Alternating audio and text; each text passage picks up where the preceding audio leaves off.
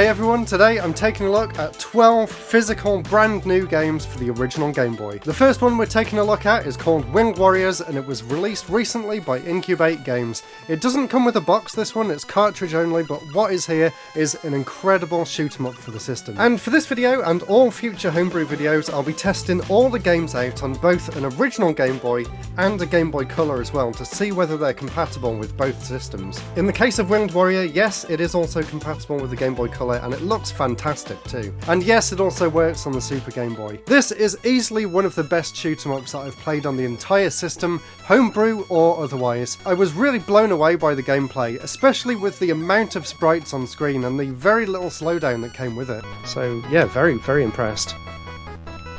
Definitely an expert coder, whoever made this. There's 3 different characters to play as, each have very slightly different ways of firing and moving through the stage, so there's loads of replay value. There's also bombs that you can use to blast away at a big wave of enemies, and some really cool boss fights in here as well. The bullet patterns are fantastic, and everything about this just screams a really high quality release. Ah, really? I just got to the boss and then I died. Now these 2 games came from Etsy, and I've had these on my wish list for a long time. This is Infinitron 2016 and Retroid.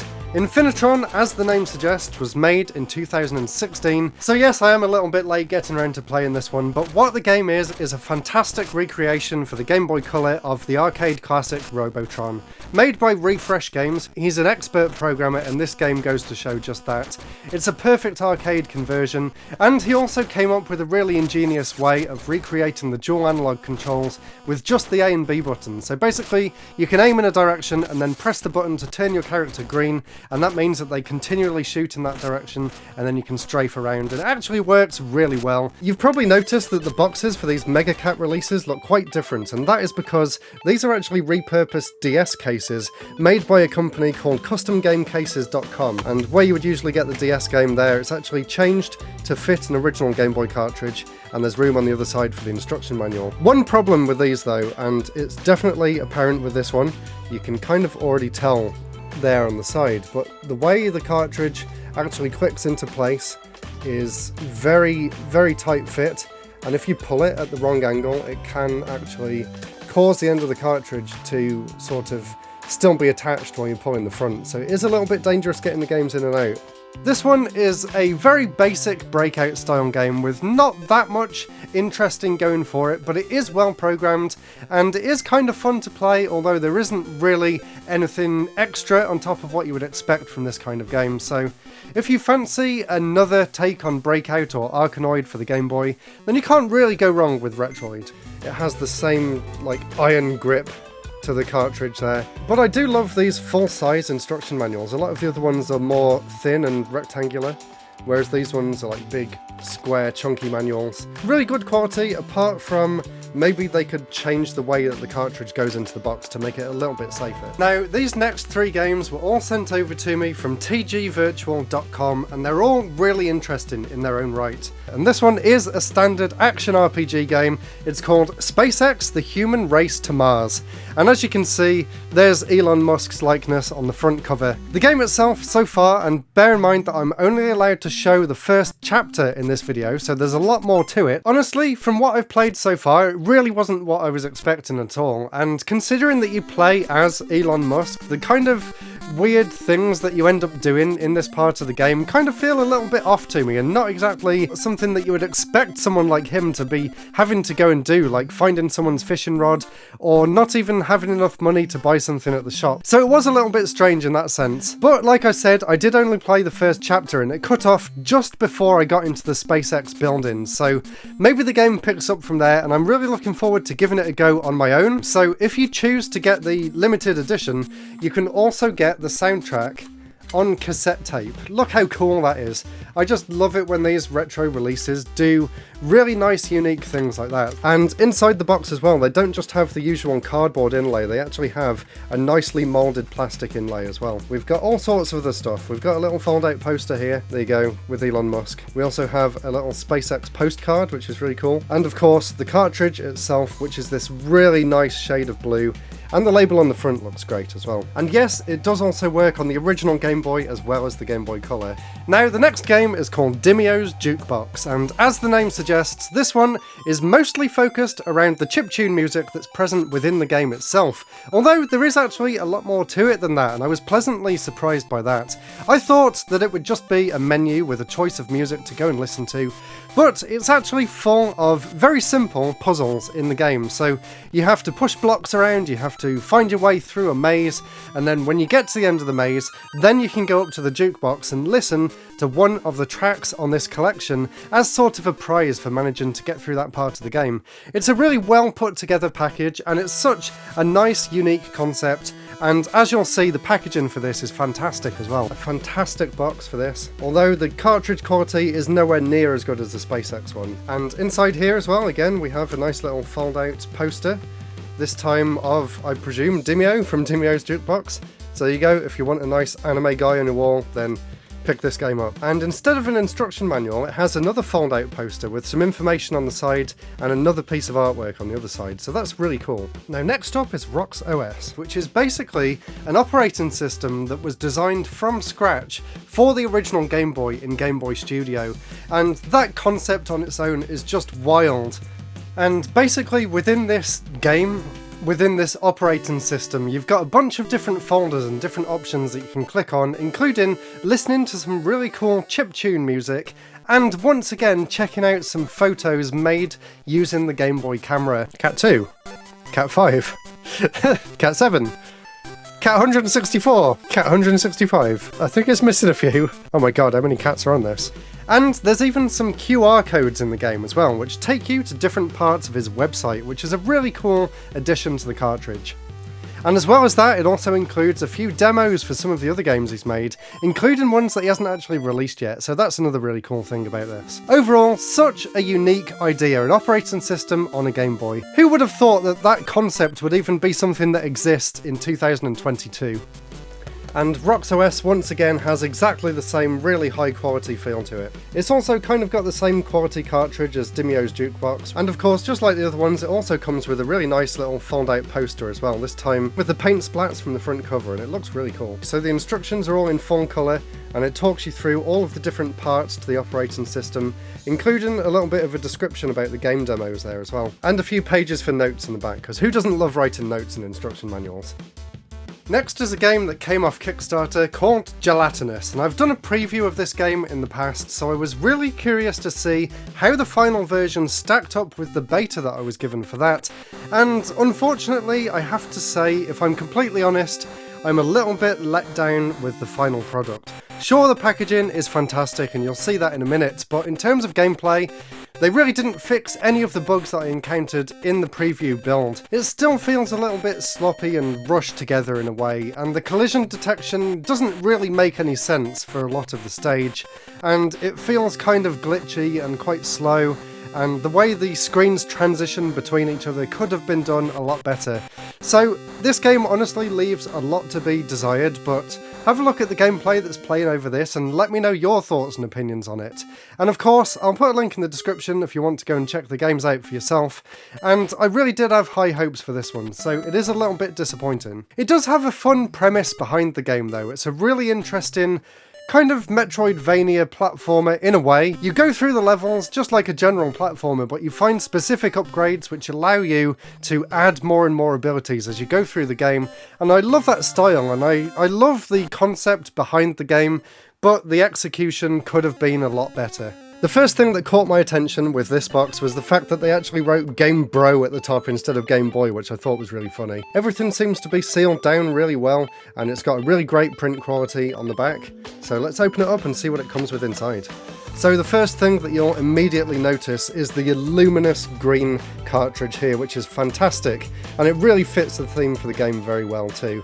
The build quality and the cartridge quality for this is great, but unfortunately the quality of the label does leave a little bit to be desired. If I zoom in closely there, you can see that the print is a little bit low quality and it's not quite centered too. Because this is the Kickstarter edition, it did come with a few other really cool features too.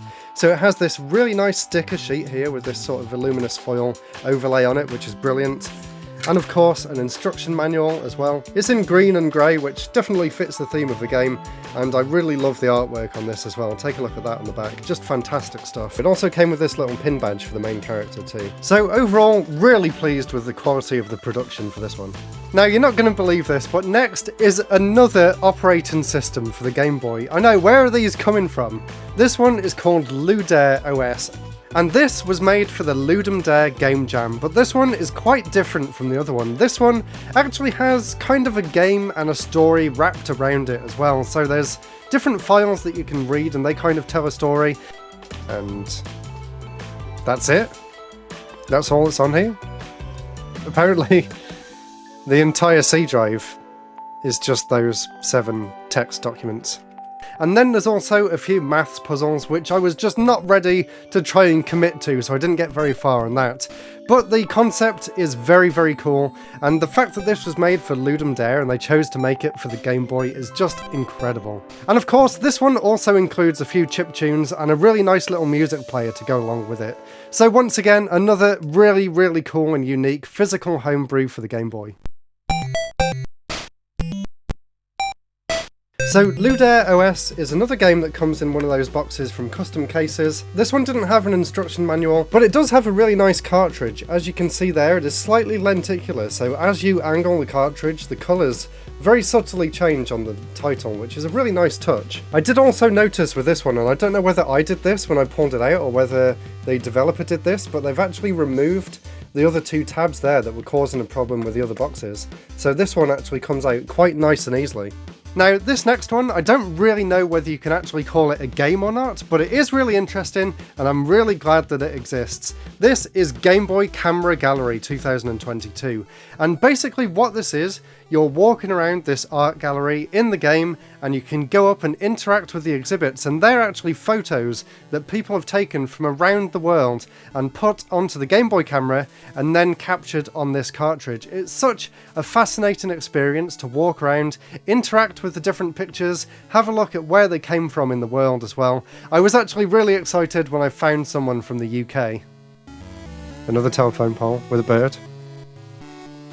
And another one. Wired up 1 to 3. Yay! Someone from the UK. So I honestly have to say that this is one of my favourite games that I'm showing off in this video, and I hope you can see the appeal from something like this as well. It actually made me get out my Game Boy camera and try taking a few pictures. I even took a photo of chat while I was streaming these games on Twitch. Let's see whether I can get you guys saying hi. Say cheese, yep. Yes, it kind of worked. And Game Boy Camera Gallery is another game that uses a Custom Cases box, although this one doesn't have the tabs removed at the bottom, so this one is quite difficult to actually remove the cartridge. But it is a really nice looking cartridge. I love the transparent plastic, as I've said, and the label's really nicely printed as well, so quite happy with this one. And it was only limited to 100 copies. This one is number 77, so there's a look at the back of the box. Not really much more to say about this one, but I did really love my time playing through it. Now, talking about unique things, maybe this one is a little bit too unique for its own good. I really couldn't get my head round what they were trying to do with this game. I don't even know whether I need to censor it. So it's called Slowly Fading into Data, and yeah, there's a naked man on the front, and the back of the box doesn't really tell you anything, it's just a variety of different screenshots. From what I could piece together, this is actually sort of an art project more than a game itself. I also believe that maybe my copy of the game was slightly corrupted towards the end. I did play it on stream for about an hour, and I did actually get pretty far into it, and it was really interesting. There was a lot of very slow, methodical parts of the game that I think you have to try and piece together the kind of concept that the developer was trying to get across. Although I did enjoy playing it, and my viewers did have fun trying to piece together what was going on. I can't tell if this is broken or if this is some sort of genius art project. Now, Slowly Fading into Data is a weird one, because although the game was a little bit more confusing than impressive, I am very impressed by the box on this. Obviously, the kind of strange cover art aside, The box quality is fantastic, and the screenshots on the back are really nice, really bright and colourful. It also comes with an art book, which was a really nice surprise too. I was expecting it just to be an instruction manual, but instead you've actually got some really nice pixel art from within the game. Again, I don't really understand if any of this is symbolic in any way to what the designer was trying to get across. Another thing that I want to touch upon before we move on is the fantastic quality of the cartridge for this as well. It actually has a custom PCB, so you can see it's got his logo on there, and it actually has some writing on the inside there as well. And I love it when developers decide to use these transparent plastic ones too. It just looks really good, and the quality of the label's really good as well. So let's move on from that to a very, very well polished game, and easily the best game that I've shown off today so far. This one is called The Machine. It was published by Incubate, and it was made by Ben Gelter, who's really starting to make a name for himself in the Game Boy homebrew community. This is one of the most interesting homebrew games that I've played so far. I did play most of this off camera, so I don't have that much footage to show, but basically you go through the game and you find different jobs. It's kind of a game that you want to replay over and over again, so the main path doesn't really take that long, but there's 25 different ways of getting to the end, and the way it's all pieced together and the crazy range of different jobs that you can do throughout the game and the different places that you can explore is just incredible. And as you can see, the graphics and the atmosphere and the characters, everything about this game is honestly first class. It really is one of the best and most well-polished games on the Game Boy that I've played so far, homebrew or otherwise. As I've already said many times in the past, Incubate are absolutely the masters of Game Boy publishing at the moment. The quality of the box is just unparalleled in the industry, it really is. And even when you open it up, you get such a premium experience with this black cardboard sleeve on the inside. And as well as the cartridge and manual, it does also come with a nice sticker sheet as well, which was a really nice surprise. I love this matte black finish to it. The label is fantastic, high quality, and the same can be said for the instruction manual as well, just printed immaculately. The quality of the print, the outstanding artwork on the inside as well, it just screams high quality. Honestly, if this was released back in the day, this is actually above and beyond what the official releases were actually like. It really is that good. So they've definitely earned their spot at the top of the publishing list for Game Boy so far. Now, unfortunately, we're going from one of the most polished games of the Game Boy homebrew scene to one of the least polished ones. This one is called Pong Boy by Studio 4A, and if you're wondering why I have two different copies, well, the first one he sent me in the post was ripped up, it was broken, it was battered, the cardboard was all scrunched up, parts of the box was falling apart. So he did send me another copy of the box, which he actually sent flat packed, which did help a little bit, and here it is. This is Pong Boy, and the game is kind of as unimpressive as the box. It's a very basic Pong clone, and there's not really anything more to say about it other than that, so it is his first release, so I can give him some credit for actually getting all the way through making a game and releasing it. But even this replacement box is still kind of flimsy, it uses very low quality material, and the game itself is over in a few minutes, and there really isn't anything to write home about there at all. It does have a two-player mode, which is kind of nice, and you actually do that two-player on the same system, so one person uses the A and B, and the other person uses up and down. But apart from that, it is literally just a very basic Pong clone and nothing more. So if you know what you're getting yourself into, and you want to add it to your collection, then go ahead. But I do want to wish the developer all the best in the future, and don't give up just because your first game may not have been received that well. I'm sure you've got it in you to create a much more interesting and engaging experience in the future. So keep at it and let me know in the future how you get on. I did also notice as well, just taking it out of the Game Boy, that you can tell how low quality this is because the bottom sticker there has already started to peel up. So just wanted to bring your attention to that. In terms of extras, it did also come with an instruction manual, a very small instruction manual with only 2 pages. None of it is in English either, it's all in French, which is fine because obviously the designer is French, but it would have been nice to just put the effort into giving it a few more pages and put English in there as well. Something nice that it did come with though, it also came with this fold-out poster, which is a really nice addition, and it's really high quality as well, which is kind of at odds with the rest of the package. Let me know down in the comments which one of these games was your favourite. Check out the playlist up here to watch the other 8 incredible videos that I've done on this topic, and I'll see you all very soon for the next episode. Goodbye!